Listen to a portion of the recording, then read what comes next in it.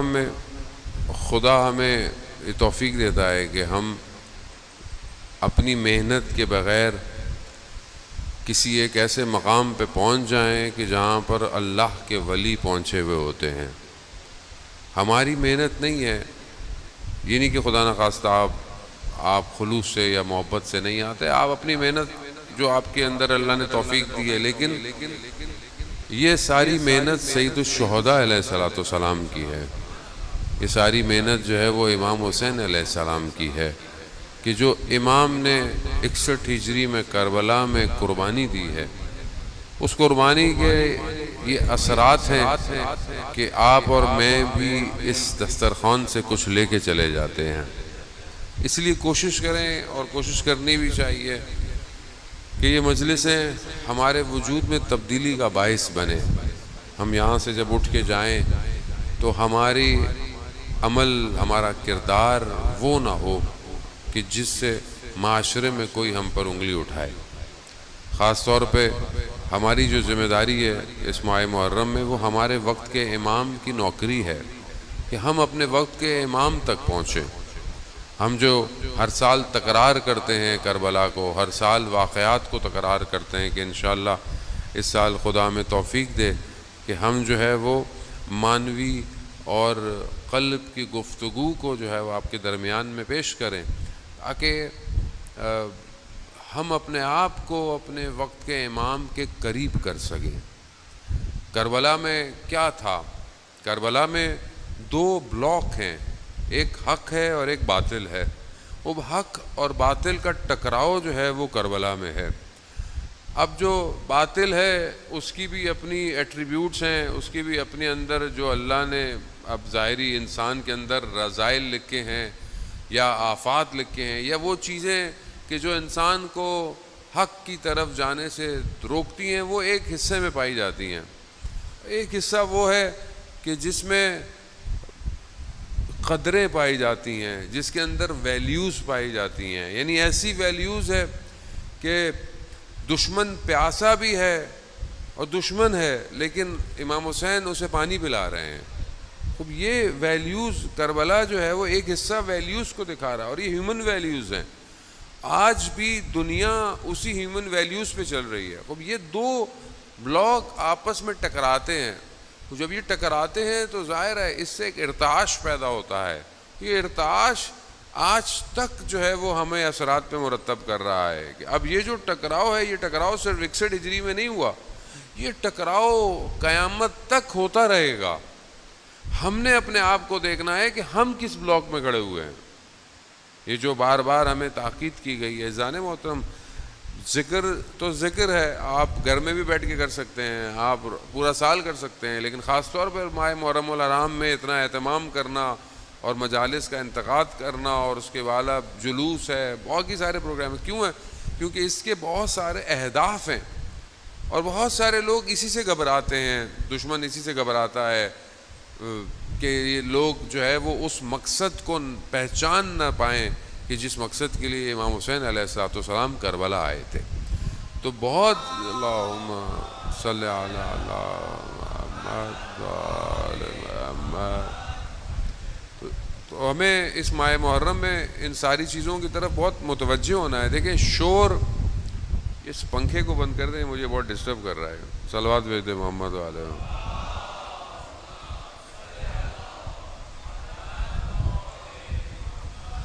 دیکھیں شور دنیا میں بہت زیادہ ہے، اور کیونکہ آپ ماشاءاللہ جوان کی تعداد ہماری مجالس میں زیادہ ہوتی ہے، شور جو ہے وہ آپ کو اپنی طرف متوجہ کرانا چاہتا ہے. دنیا میں کتنے شور ہیں. ایک شور دنیا میں جو ہے وہ اکنامکس کا ہے، دنیا پرستی کا ہے، میٹلسٹک کا ہے. چاہے وہ کام ہو، چاہے وہ بزنس ہو، چاہے وہ برانڈنگ ہو، چاہے وہ شہرت ہو. خوب یہ شور ہیں، یہ شور ہمیں اپنی طرف متوجہ کراتے ہیں. خوب انسان بھی اسی شور کی طرف بھاگتا ہے. جب آپ آفس جاتے ہیں، یونیورسٹی جاتے ہیں، اسکول جاتے ہیں، کہیں بھی جاتے ہیں، ایک شور ہے جس نے آپ کو گھیرا ہوا ہے. ایک تو آپ کا کام ہے، اور ایک اس کے اطراف میں ایک سراؤنڈنگ میں ایک شور ہے جو آپ کے پورے دن کو ڈسٹرب کرتا ہے. اسی طرح ایک دین اور ادیان کا شور ہے. دنیا میں دین کا بازار گرم ہے، کوئی کہتا ہے یہ صحیح ہے، وہ کہتا ہے میں صحیح ہوں، وہ کہتا ہے ہم حق پر ہیں، وہ کہتا ہے یہ کافر ہے.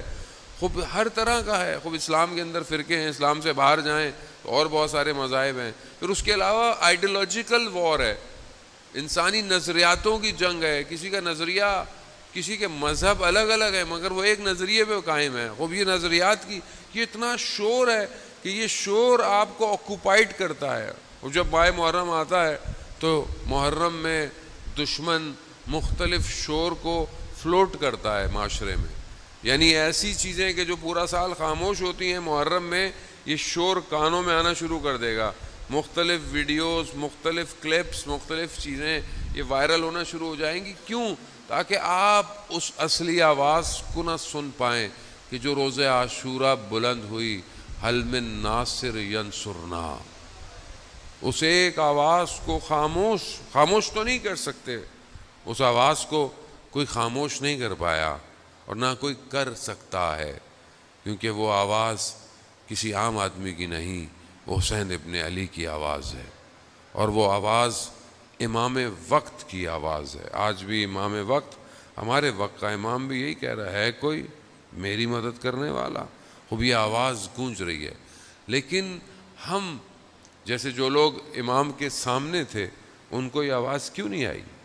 مگر کیا ان کے کان نہیں تھے؟ نہیں تھے. شور تھا دنیا کا. عمر ابن سعد کتنی دفعہ امام نے اس سے گفتگو کی ہے، کتنی دفعہ امام نے اسے آفر کی.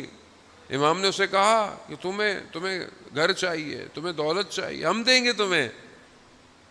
مگر اسے آواز نہیں آ رہی تھی. کیا آواز آ رہی تھی؟ مگر دنیا کا شور زیادہ تھا. شہر رے کی گندم کی محبت اس کے وجود میں زیادہ تھی.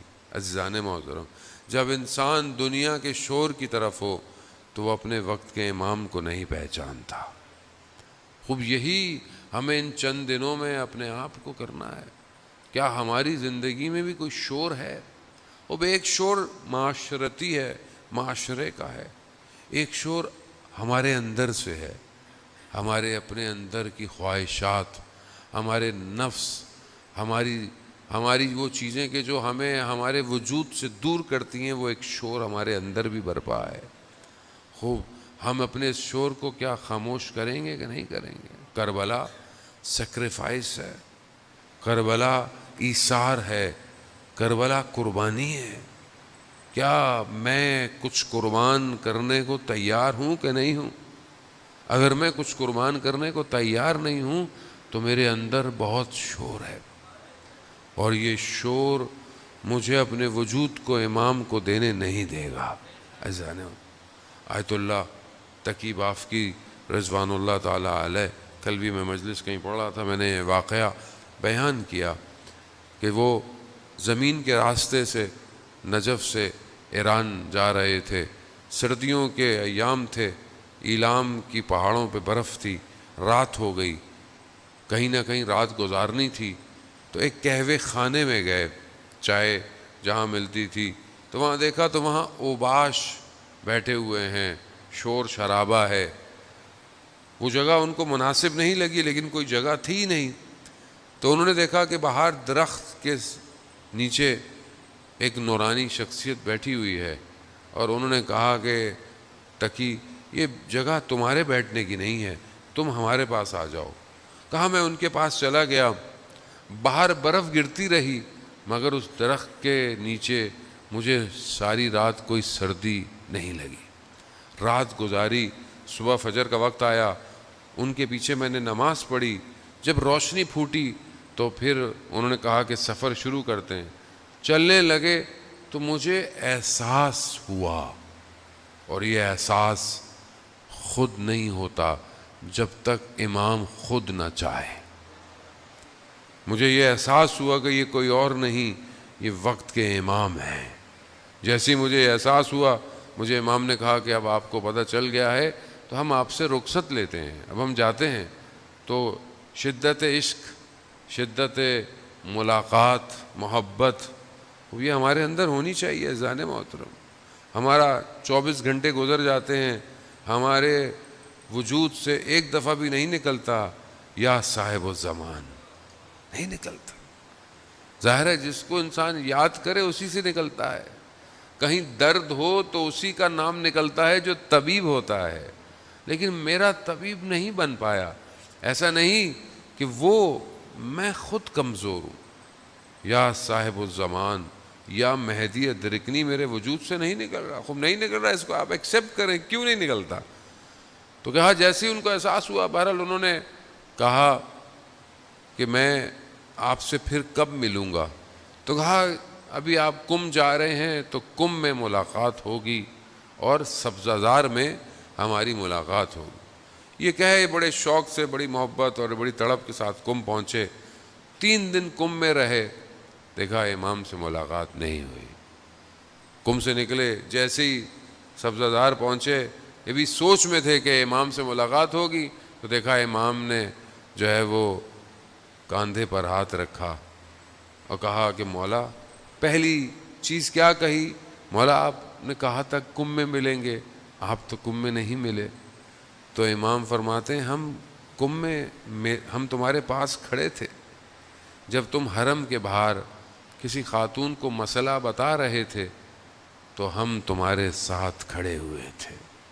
عزیزان محترم، ہمیں نہیں پتا ہم کبھی سڑک میں، کبھی بازار میں، ہماری نگاہیں کہاں ہیں، ہمیں کیا پتا اس وقت ہمارے برابر میں ہمارا امام کھڑا ہوا ہو۔ خوب یہ بہت ضروری ہے، یہ آپ کو محسوس کرنا ہے۔ امام زندہ ہے، امام غیبت کے پردے میں ہے، لیکن امام زندہ تو ہے۔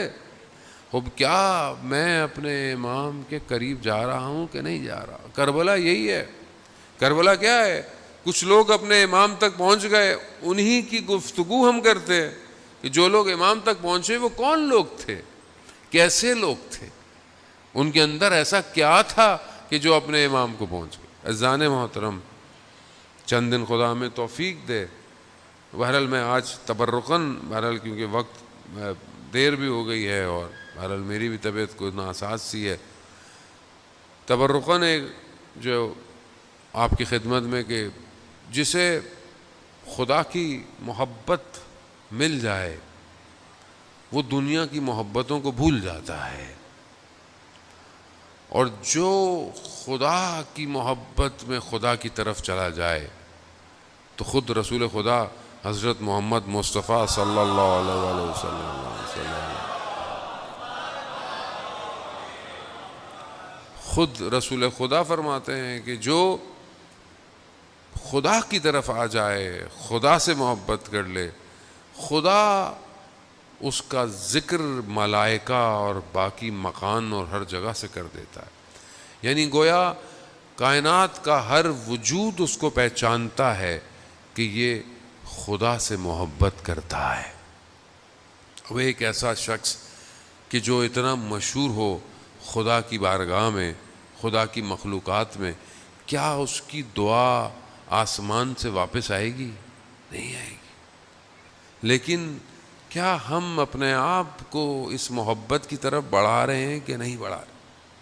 کیونکہ یہ دنیا کبھی بھی خدا کی محبت کی طرف آپ کو جانے نہیں دے گی۔ دنیا کا کام ہی یہی ہے۔ اللہ نے 1,24,000 پیغمبروں کو کیوں بھیجا؟ لوگ، مخلوق رب کی طرف جائے، اور جو پوری دنیا کا باقی سسٹم تھا اس کا کیا کام تھا؟ کہ یہ مخلوق رب سے دور ہو جائے، اس کا کام یہی ہے۔ آج آپ کو دنیا کے اندر ساری چیزیں نظر آتی ہیں، بعض اوقات آپ کو دین بھی نظر آ رہا ہے، دیندار بھی نظر آ رہے ہیں، لیکن ان کا کام کیا ہے؟ وہ خدا کی طرف نہیں لے کے جا رہے، وہ اپنی طرف لے کے جا رہے ہیں۔ سامری نے کیا کیا تھا؟ سامری بھی بنی اسرائیل حضرت موسیٰ علیہ السلام کا ماننے والوں میں سے تھا، ان لوگوں میں سے تھا جنہوں نے نجات پائی، لیکن قوم کو کہاں لے گیا؟ کہاں لے گیا؟ اپنی طرف لے آیا۔ خوب ذرا سی انحراف، ذرا سی غلطی انسان کو دور کر دیتی ہے، اور وہ اس گوشالے کی پوجا کرنے لگے اور یہ کہنے لگے کہ یہ موسیٰ کا رب ہے۔ خوب قوم مشکلات میں ہوتی ہے۔ خوب یہاں پر سید الشہداء علیہ السلام نے یہ جو ایک یونیورسٹی کھولی ہوئی ہے جو ہر سال کھلتی ہے، یہ اپنی طرف لے کر آنے کے لیے اس کی چند کوالٹیز ہیں کہ جو چیزیں کربلا کے اندر واقع کربلا میں ہیں، بہرحال میں وہی آج آپ کی خدمت میں بیان کروں گا۔ پہلی چیز جو کھینچتی ہے، جو لے کر آتی ہے، کہ انسان اس بات پر یقین رکھے کہ اس کے اندر تبدیلی آنا ممکن ہے۔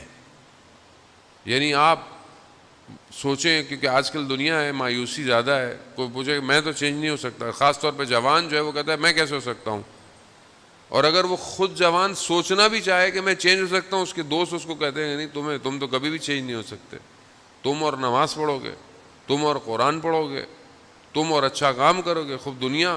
وہ پہلی چیز یہ ہے کہ انسان کو یقین ہونا چاہیے کہ وہ تبدیل، اس کے اندر تحول ممکن ہے۔ آپ دیکھیں کہ سید الشہداء علیہ الصلوۃ والسلام نے لوگوں کے اندر تحول پیدا کیا ہے، تبدیلی پیدا کی ہے۔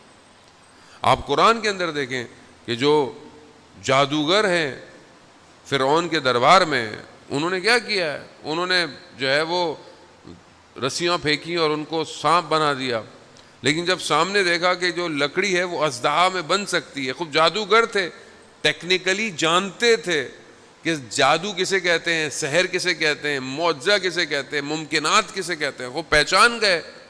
اب جیسے آپ میں سے کوئی آئی ٹی ایکسپرٹ ہو، کوئی ٹیکنالوجی کا ایکسپرٹ ہو، وہ اپنے سامنے کچھ چیزیں دیکھے تو وہ زیادہ بہتر پہچانے گا کہ اس میں یہ پرابلم ہے، یہ صحیح ہے، یہ غلط ہے۔ وہ اس چیز کو جانتے تھے۔ جب انہوں نے دیکھا کہ حضرت موسیٰ نے جو ہے وہ عصا کو پھینکا ہے اور وہ اژدہا بن گیا، تو ان کے وجود میں یہ یقین تھا تبدیلی کا، وہ کیا ہوا؟ تبدیل ہو گئے، اور ایسے تبدیل ہوئے۔ فرعون نے کہا میں ہاتھ کاٹ دوں گا، میں گردنیں کاٹ دوں گا، ان کا جو بھی کرنا ہے کرو، موسیٰ کے رب پر ہم ایمان لے آئے۔ خوب یہ یقین ہونا، یعنی کوئی تصور کر سکتا ہے کہ فرعون کے ساحر موسیٰ کے رب کو مان لیں گے؟ نہیں، تبدیلی ممکن ہے۔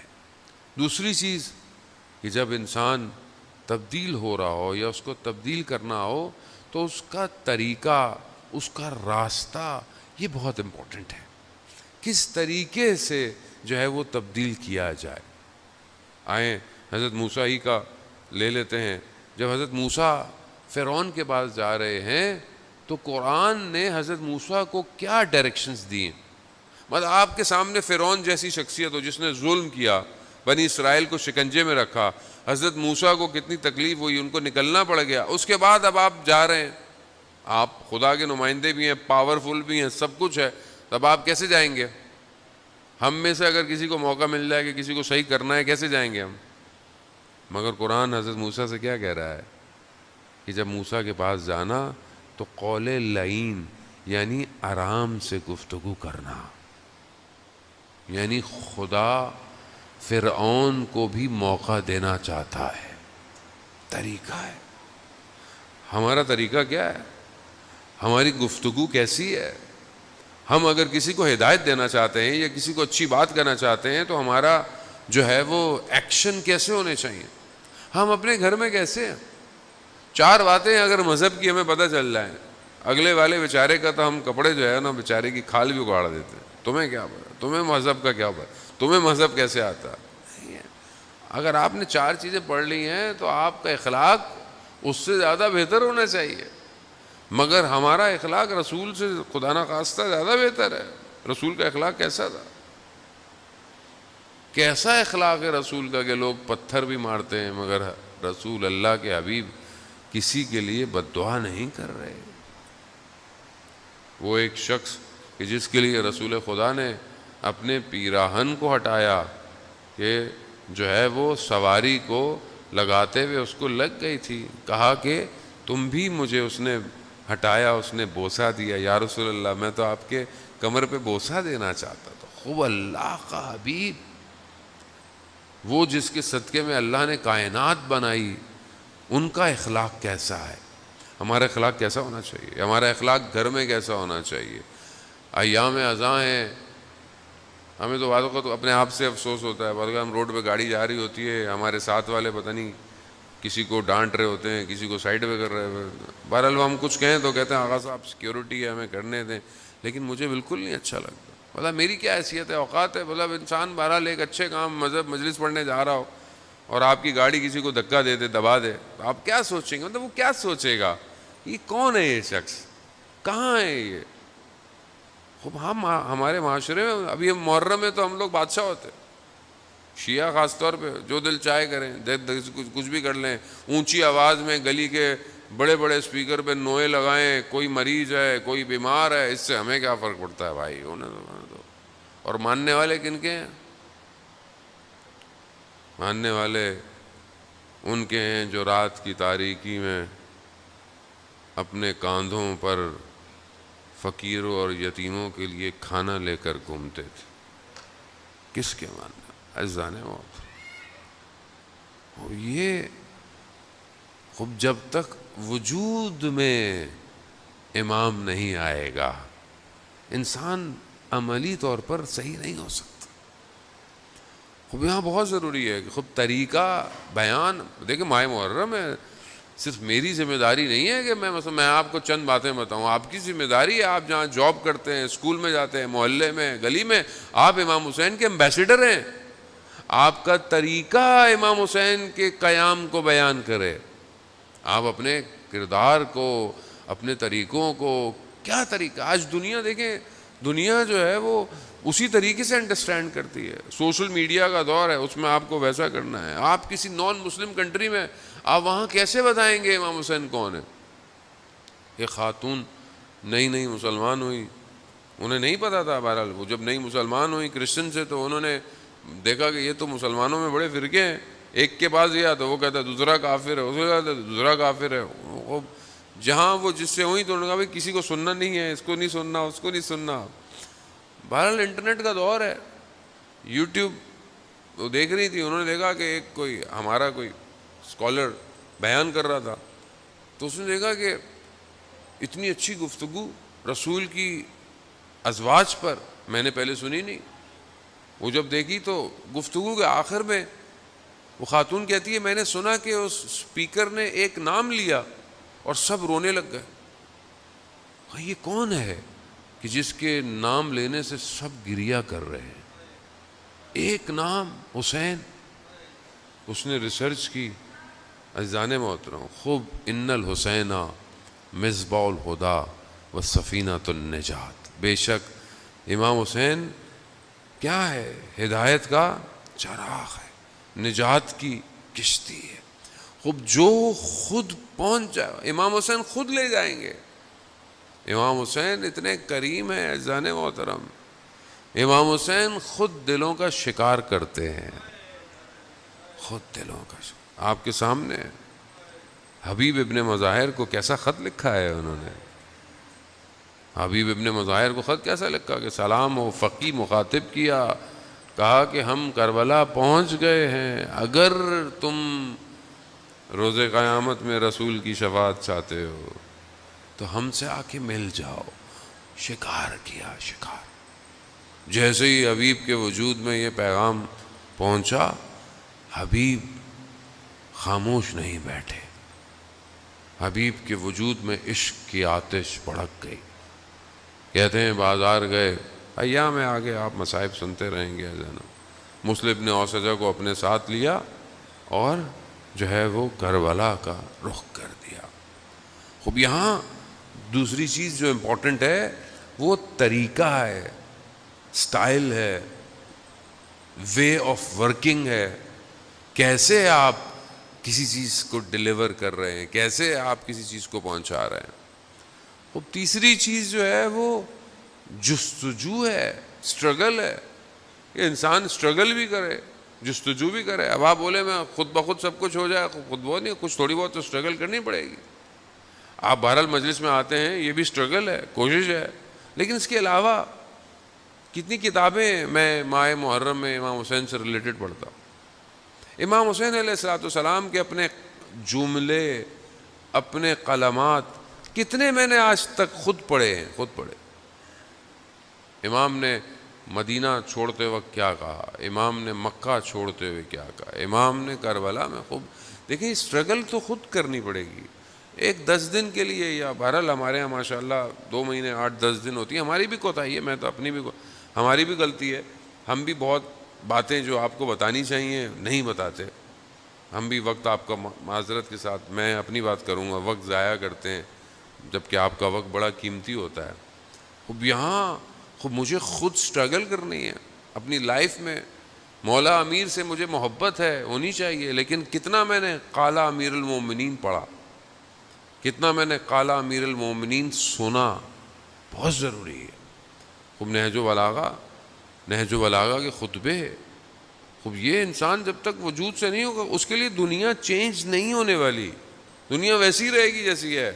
جب تک آپ ان کلمات کو نہیں سنیں گے یہ آپ کو تبدیل نہیں کر سکتے. خوب یہاں خود سٹرگل کرنی ہے.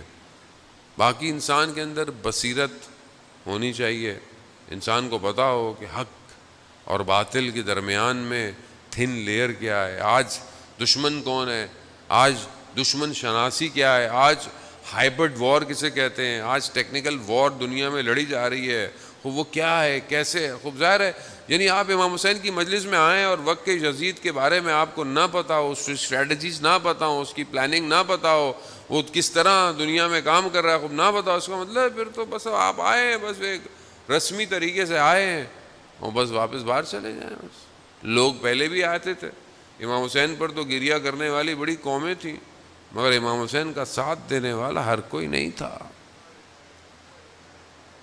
وہ 5ویں چیز کہ انسان جب تبدیل ہونا چاہ رہا ہو تو اس کا کوئی نہ کوئی رہبر ہونا چاہیے، لیڈر ہونا چاہیے. امام حسین خود اس کاروان کے سالار ہیں، لیڈر ہیں. عزیزان محترم، وہ خود انسان آئے اور اپنی آگے کی طرف بڑھے.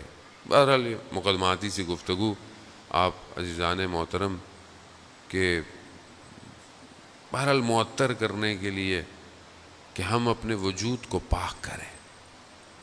سید الشہداء علیہ الصلوۃ والسلام کے اندر جو خاصیت تھی وہ یہ تھی کہ 72 لوگ تھے، 72,000 نہیں تھے.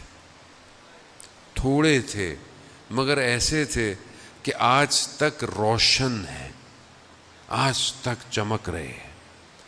دنیا کی حکومتیں، دشمنوں کے قلم، کتابیں، لوگوں کی گفتگویں، جلسے، تقریریں امام حسین کے اصحاب کو مٹا نہیں پائے، اور کوئی نہیں مٹا سکتا، کیونکہ یہ صرف اس عالم میں نہیں ہے بلکہ ہر عالم میں روشن ہے.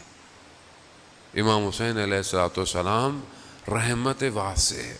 اتنی بڑی رحمت ہے کہ کسی آیت اللہ عظمہ بہجت فرماتے ہیں اپنی کتاب رحمت واسع میں کہ ہمارا ایک دوست، میں اس کو اکثر دیکھتا تھا کہ وہ سید الشہداء کے حرم میں آتا تھا اور امام کو قسمیں دیتا تھا. ایک دن میں نے اسے روک لیا کہ تم امام کو قسم دے کے کیا مانگتے ہو؟ اللہ اکبر. کہا میں امام کو کہتا ہوں امام آپ کو آپ کی قسم، کیونکہ امام اتنے رؤوف ہیں. تو وہ شخص کہتا ہے کہ میں امام کو کہتا ہے مولا آپ کو آپ کی قسم، آپ نے اپنے بیٹوں کے قاتلوں کو معاف نہیں کرنا. امام اتنا رؤوف ہے. اس دن کے بعد آیت اللہ عظمہ بہجت کہتے ہیں کہ میں نے بھی پھر یہی کہا کہ مولا آپ کو آپ کی قسم اپنے بیٹوں کے قاتلوں کو معاف مت کیجیے گا. عزاداران محترم، حسین بہت کریم ہے. میں آپ کچھ بھی نہیں کرتے اور آپ یقین کریں ہمارے لیے جنت کے دروازے کھل جاتے ہیں. یہ ایک ایسا دسترخوان آتا ہے، ایک چھٹے معصوم سے روایت ہے، اگر تمہاری آنکھ میں قطرہ بھی آنسو آ جائے، قطرے کا بھی قطرہ، تو جہنم کی آتش سے نجات پاؤ گے. کیا ہے ایسا؟ آخر امام حسین علیہ الصلوۃ والسلام نے ایسا کیا کیا؟